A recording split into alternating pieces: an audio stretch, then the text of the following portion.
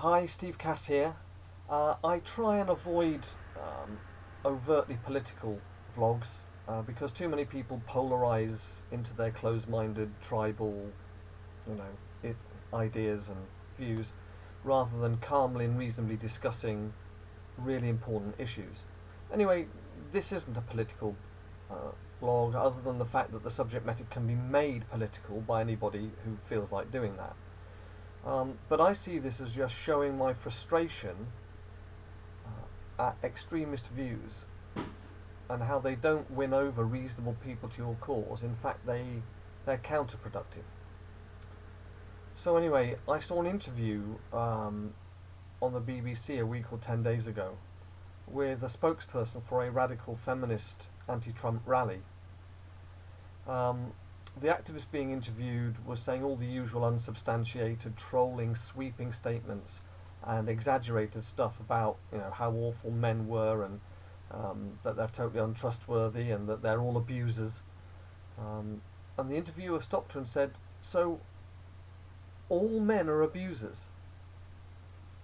So, having clearly implied that all men are either abusers or are ready to abuse at any moment, and that therefore all men should be treated as actual abusers to save time, she realises that this might not go down well, certainly with open-minded observers. So she says, obviously reluctantly, "No, not all men are abusers."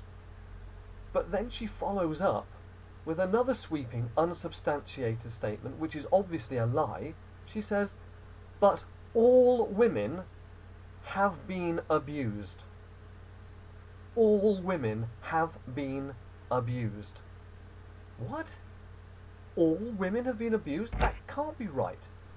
This can only be true if all men, or at least a very large majority of them, are abusers. So she's simply returning to her original implication that all men are abusers by another form of words. But then I realised that in the closed ideological minds of radical feminists, she is telling the absolute truth. How so? Because they make the definition of abuse so wide and loose that you can call almost anything abuse. So something as trivial as, well, being asked out politely by a man you don't fancy is abuse. Because you, the woman, were put under unfair pressure and were unfairly put in the situation without your consent, important words those, without your consent, whereby you had to either agree to go out with the guy and then feel cowardly and ashamed of yourself, or say no and feel guilty about hurting the guy's feelings. Either way, it's the woman who is the victim, it's the woman who has been abused. She then tried to say, "Oh, what we're doing isn't about men, it's just about women." But because their extreme brand of feminism sees men as the enemy to be defeated, of course everything they do is about men, because it affects men, how men are perceived, how men are interacted with. If this anti-male radical feminism wasn't so dangerous, it would make a great comedy sketch.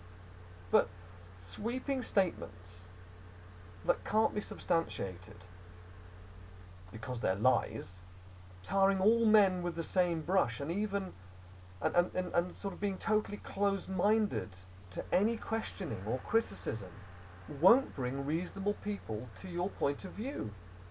You're merely whipping up a frenzy within, thankfully, your small group of already converted and radicalized followers.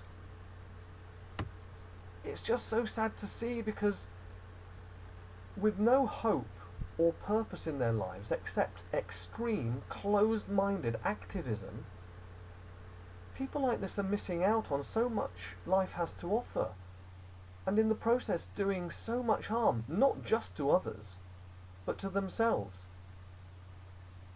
I've been Steve Cass. Thanks for watching.